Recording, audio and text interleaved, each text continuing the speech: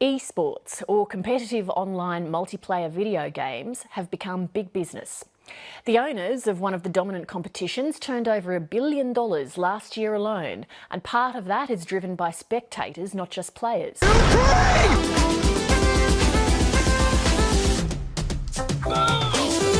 Oh, the 5-man! Oh, just die on cue! What?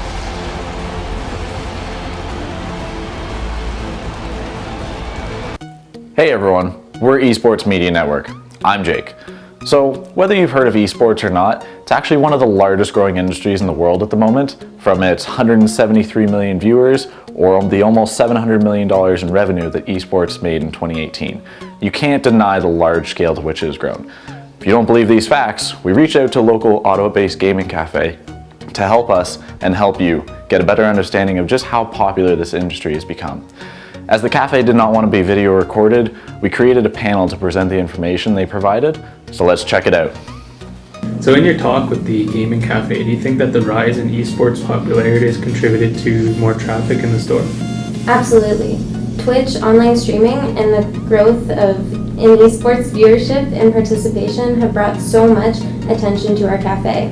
Players come here to create content and play their hearts out just so they can entertain viewers. It really has changed the gaming culture and the way players game now. It used to be where people would sit here and quietly game. Now it's lively and almost like a conversation. Nice. Really interesting. So what do you think has actually contributed to the rise in esports popularity? Do you think it's the better games that go on, or is it society accepting it more? A combination of both, I would say. There's been an uplift in the player contribution and the level of excitement and expression with players since streaming came into play. Esports allowed people to test their limits and engage with people in a more comfortable way.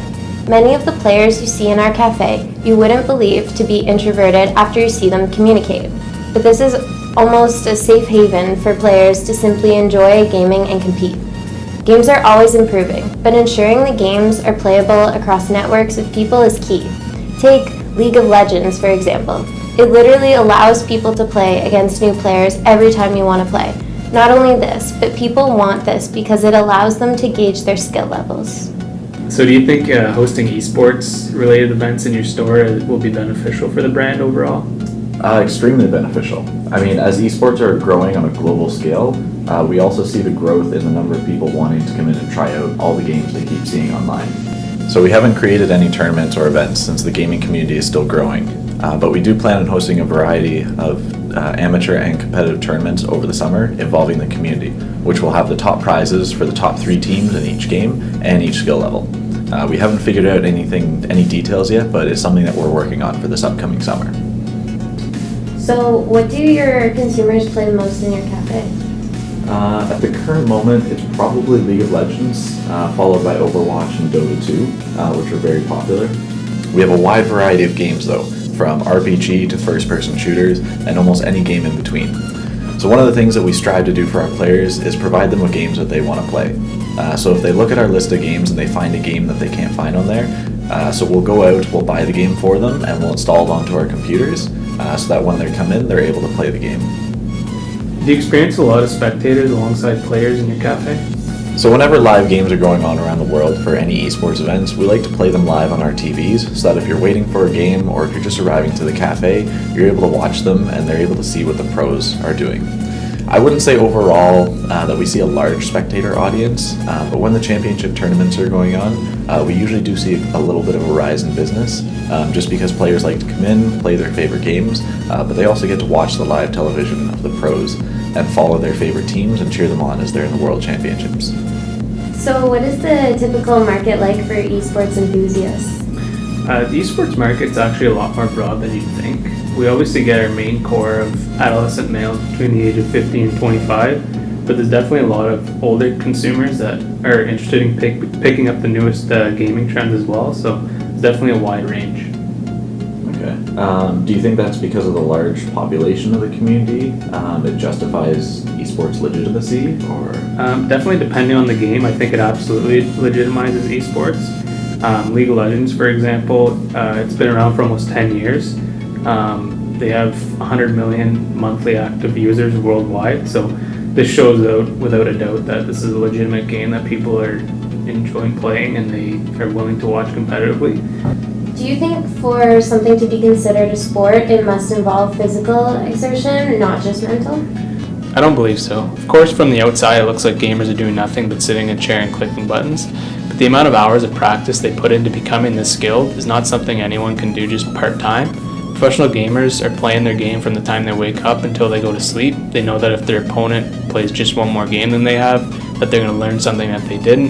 This is why the average age of professional gamers is so low, is because the amount of discipline and dedication you need to become and stay the best is so taxing on the mind and the body.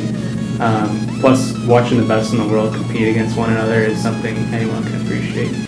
That's pretty crazy how fast the local gaming cafe has grown over the past years. With Twitch becoming the leading streaming platform for players, it's amazing the impact this online service has on a local GameStops.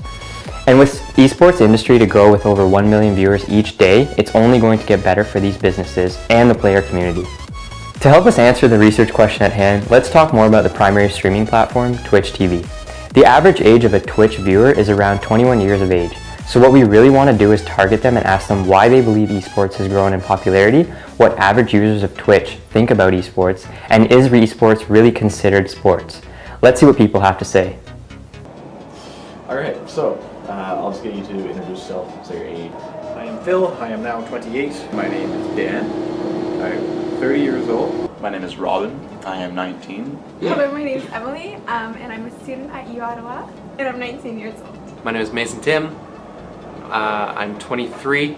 Do you consider video games in general to be a professional sport, or do you think it should be considered a professional sport? And what's your opinion on that? I believe people can make it their full-time jobs, their careers.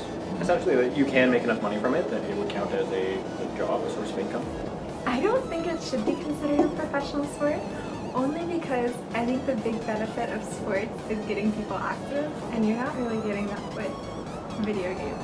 Because I feel that the thing that makes a sport is the viewer friendliness and the ease of being able to understand what's going on. It isn't quite as newcomer friendly. I think of them as professional sports because it does require a specific set of skills to perform. In major sports, how there's different tiers, there's definitely like you got those people that don't play sports or don't play video games, and then there's this like elite level that like nobody can touch. I definitely think it could be considered a sport. Anything competitive can be considered a sport.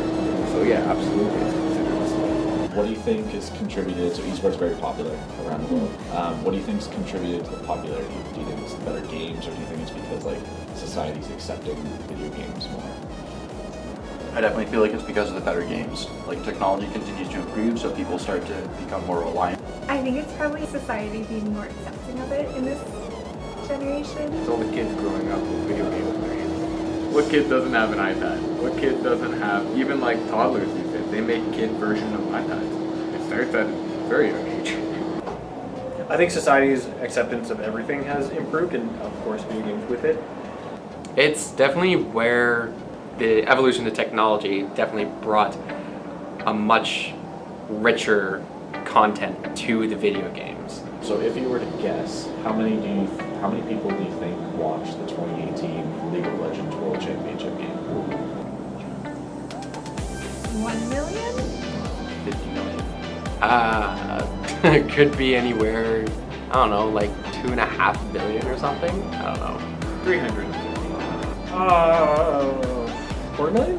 So the answer is actually 200 million. I'm surprised, but I'm not surprised. Oh my gosh. Wow. Yeah, wow. So what would your definition of a sport be? An event where there's two competitors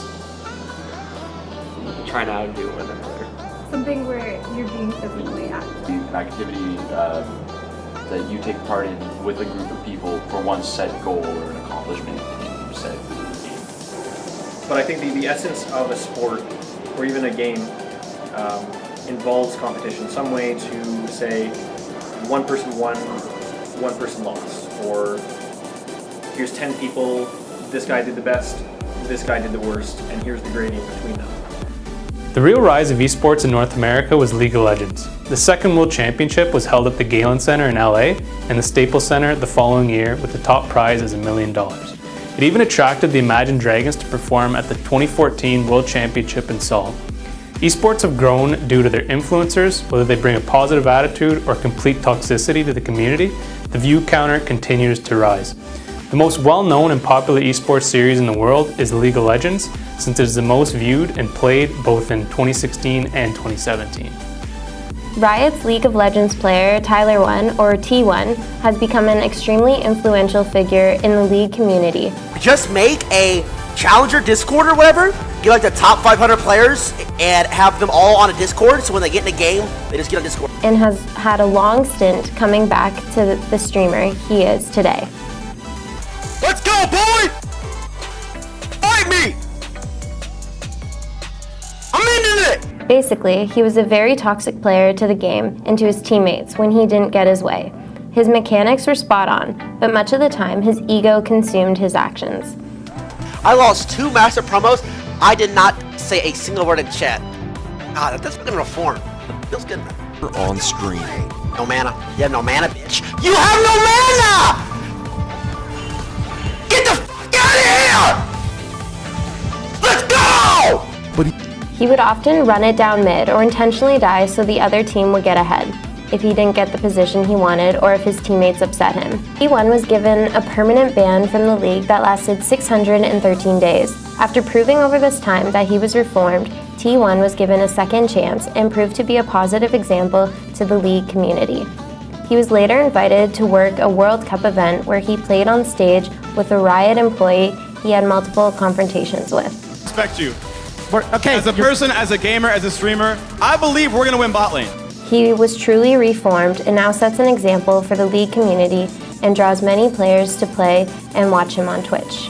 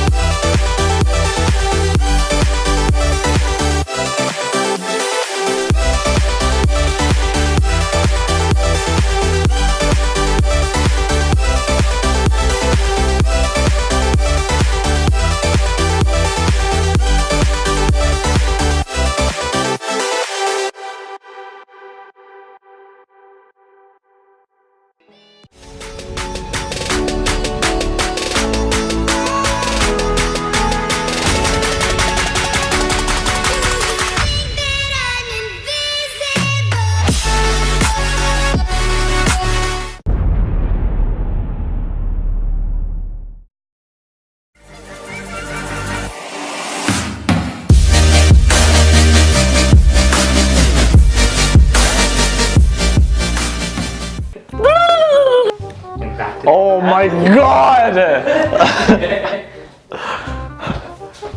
None. Just.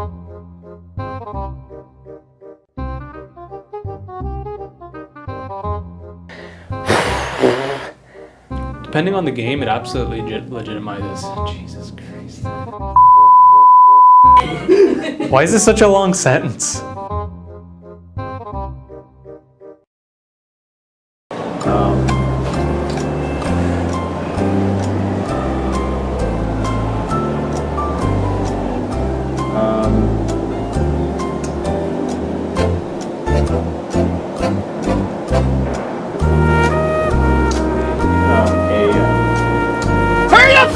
We gotta go! Do you experience a lot of spectators alongside players in your cafe? Whenever live games are going on, a bit. Where do you want me? Right, a bit to your left. What do you want? Your other left. So What do you want? It's not that simple. What do you want?